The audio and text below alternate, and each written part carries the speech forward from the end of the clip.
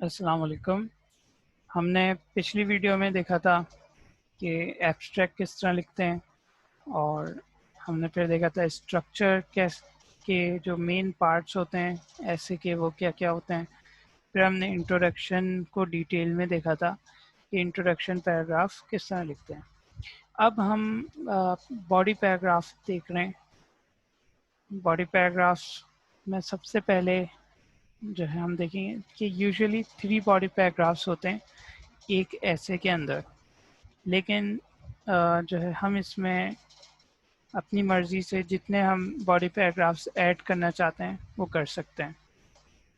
हम variety of body paragraphs भी इस्तेमाल कर सकते हैं, यानी कि किसी बॉडी पैराग्राफ में हम डिस्क्रिप्शन दे सकते हैं, कोई चीज़ डिस्क्राइब कर लें, फिर उसका स्ट्रक्चर मुख्तलिफ होता है। डिस्क्राइब करने में आप डिस्क्राइब करते हैं सिंपली, और नरेशन जो है वो नरेटिव, यानी कि कोई स्टोरी आप बैकग्राउंड किसी चीज़ का बता सकते हैं, स्टोरी बता सकते हैं कि बैकग्राउंड में उसकी क्या स्टोरी है। तो ये सब वैरायटी डालने के लिए होता है, लेकिन फ़िलासफ़ी के जो एसेस हम लिखते हैं उसमें ज़्यादातर आर्ग्यूमेंट्स ऐसे लिखे जाते हैं, और उसका स्ट्रक्चर हम देखेंगे आगे कि उसका स्ट्रक्चर क्या होता है। अच्छा, हर बॉडी पैराग्राफ टॉपिक सेंटेंस से शुरू होता है, और टॉपिक सेंटेंस जो है वो सपोर्ट करता है थीसिस स्टेटमेंट को। दूसरे अल्फाज में जो भी आपका थीसिस स्टेटमेंट होगा उसके मुताबिक आप टॉपिक सेंटेंस चूज़ करेंगे, यानी कि और वो जो भी टॉपिक सेंटेंस होगा वो सपोर्ट करेगा उस थीसिस स्टेटमेंट को। इसको हम मिसाल से समझते हैं। अगर हमारा थीसिस स्टेटमेंट है कि हर शहरी को every citizen should learn to speak a second language, हर शहरी को दूसरी ज़ुबान सीखनी चाहिए। अगर ये हमारा थीसिस स्टेटमेंट है तो अच्छा, इसको हम इस तरह भी देख सकते हैं। अगर हम वाई लगा दें कि why every citizen should learn to speak a second language, क्यों हर शहरी को दूसरी ज़ुबान सीखनी चाहिए, तो अब ये क्वेश्चन बन गया। और इस क्वेश्चन जो वाई का क्वेश्चन होता है उसके जवाब में हमें रीजंस देने होते हैं कि वाई का जवाब में हमें रीजंस देने होते हैं। तो अब जो टॉपिक सेंटेंस होंगे, जो बॉडी पैराग्राफ की फर्स्ट लाइन होंगी, उसमें हम वो रीज़न देंगे। तो पहला रीज़न क्या है? Speaking another language broadens a person's view of the world, कि दूसरी ज़ुबान बोलने से इंसान के जो देखने का नज़रिया होता है दुनिया को, वो वसी हो जाता है। अब ये जो फर्स्ट बॉडी पैराग्राफ में ये फर्स्ट लाइन है, और इस बॉडी पैराग्राफ में हम इसी से मुतालिक व्यू ऑफ द वर्ल्ड से मुतालिक बात करेंगे। दूसरा टॉपिक सेंटेंस है learning a second language opens job opportunities. दूसरे बॉडी पैराग्राफ में हम जॉब अपॉर्चुनिटीज़ देखेंगे कि किस तरह से दूसरी ज़ुबान सीखने से जॉब अपॉर्चुनिटीज़ खुल जाती हैं, बढ़ जाती हैं। फाइनली हम जो है वो तीसरा जो हमारा बॉडी पैराग्राफ होगा उसकी फर्स्ट लाइन देखते हैं, learning a new language improves mental functions, कि मेंटल फंक्शन किस तरह से इम्प्रूव होता है लैंग्वेज सीखने से। ये हम तीसरे पैराग्राफ में की फर्स्ट लाइन है, तो इसमें हम जो है मेंटल फंक्शंस देखेंगे कि किस तरह इम्प्रूव होते हैं। तो ये एक मिसाल है कि किस तरह से ये सपोर्ट कर रहा होता है। तो ये जिस तरह से मैंने बताया कि अगर वाई हम लगा दें थीसिस से पहले, तो ये उसके रीजंस हैं। हम रीजंस देते हैं बॉडी पैराग्राफ्स के अंदर, उसका जवाब देते हैं, वाई का जवाब देते हैं। अच्छा, अब जो एक बॉडी पैराग्राफ होगा, फर्स्ट लाइन उसकी कहलाएगी टॉपिक सेंटेंस।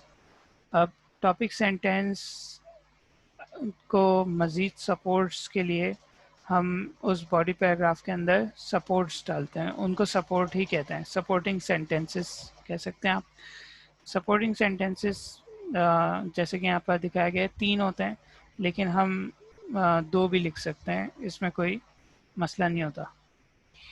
اگر ہم اوور آل باڈی پیراگراف کا اسٹرکچر دیکھیں تو اس کی first line topic sentence, second line support 1، then details and examples, then another sentence which supports the topic sentence، اور پھر اس کی مزید ڈیٹیلز اور ایگزامپلس، اور اس طرح سے اگر آپ تیسرا بھی سپورٹ ڈالنا چاہ رہے ہیں تو وہ بھی ڈال سکتے ہیں، پھر اس کی ڈیٹیلز اور ایگزامپلس دینی پڑیں گی، اور آخری سینٹینس جو ہوگا کسی بھی باڈی پیراگراف کا اس کو ہم کنکلوژن سینٹینس کہیں گے، اور اس میں ہم جو بھی اس باڈی پیراگراف میں بات ہوئی ہے اس کا کیا نتیجہ نکلا اس کو کنکلوڈ کر دیں گے آخری سینٹینس میں۔ تو یہ ایک باڈی پیراگراف کا اسٹرکچر ہے۔